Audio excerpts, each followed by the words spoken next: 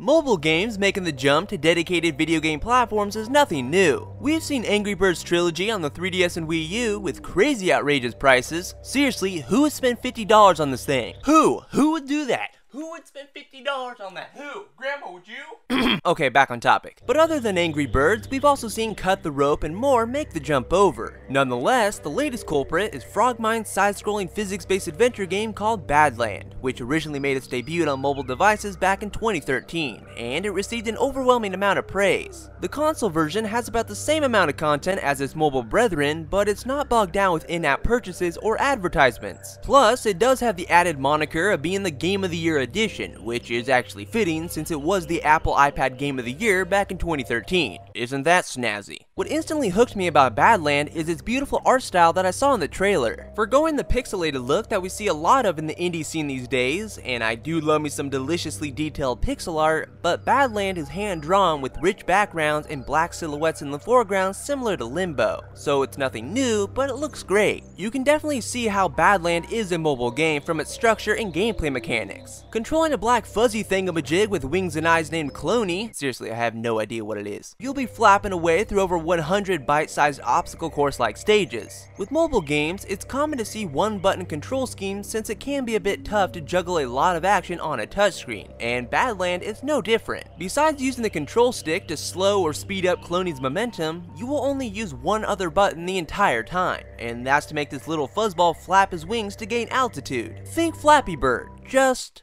better. With such simple controls, the game really has to rely upon strong level design to keep the player engaged, and Frogmind does do a pretty good job here. There's several different power-ups that you'll come across that will change how you control Cloney, such as ones that will increase or decrease his size, which in effect also alters his weight, ones that make him sticky or bouncy, one that makes clones of Cloney, and my personal favorite, the power-up that slows down time, because who doesn't like some good old-fashioned slow-mo? Slow-mo.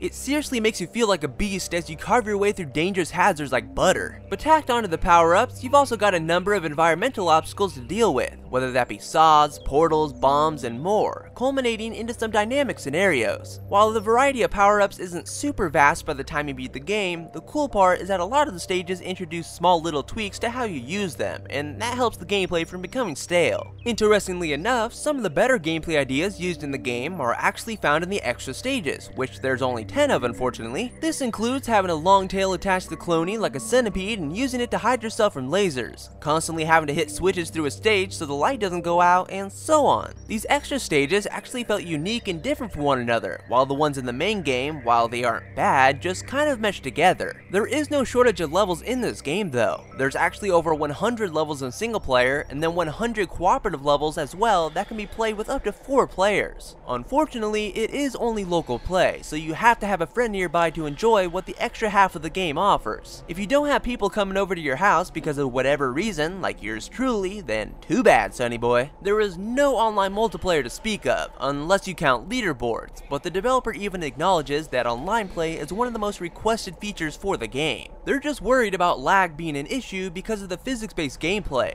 I don't know much about the technical workings of getting online multiplayer to work in a game, but it definitely would have been nice to have it here considering how many co-op stages there are in Badland. If there was only like 20 stages or something, I would be a bit more lenient, but since there is 100, it makes it feel like you're losing out on a chunk of the game. Oh well, it won't be a problem for everyone, since some may have siblings to play with or friends coming in and out of the house every day. That's just not me though. But to increase the density of each and every stage in Badland, Frogmind decided to give each one 3 specific challenges, or achievements so to speak. You may be prompted to save at least 20 clones by the end of a level, or collect no power-ups throughout the entirety of a stage. From what I could tell, the game does seem to play it pretty safe with these and not veer off too much in terms of the types of challenges. They are usually just variations of those aforementioned. I can see where they can get a bit repetitive because they feel like you're doing the same things over and over, but they do at least give you a reason to come back to complete stages more than once. And no, they are certainly no cakewalk. Matter of fact, the game itself has the perfect difficulty. It's not too easy, and it's not overbearingly rip off your control sticks hard. It's just about right. The 3 challenges do kick things up a notch though, so you'll be hitting restart quite a few times. Visually, Badland is a beautiful looking game, and as I mentioned at the outset, it has hand-drawn backgrounds and silhouettes in the foreground to give it that Limbo look. There is a problem though. Even though they look fantastic, there doesn't seem to be much visual diversity. The environments just look very similar to one another with that jungle-like vibe. The real big difference that you will notice is the color of the backgrounds, which changes from every world, so to speak. The mix of colors that are blended together do look stunning, whether that be a sunset with a warm mesh of reds and oranges, or a sunrise with yellows and a hint of orange. The designs of the environments might not be that unique, but the eye-popping colors that Frogmind used most definitely look amazing. When it comes to the soundtrack of Badland, there really isn't much of one. It tries to go for the more atmospheric and ambient sounds to give it that moody vibe, and it works. Along with the low-key electronic drones, you'll mostly be hearing from the environments themselves, whether that be birds chirping, the wind blowing, or Cloney smacking his head against metallic objects. A lot. Would I have liked a bit more music? Sure, but that's just my own personal taste. Mobile games get a bad rap for being the bane of the gaming industry, whether that be because of microtransactions or the games themselves are just hunks of junk. But there are definitely diamonds to be found in the rough.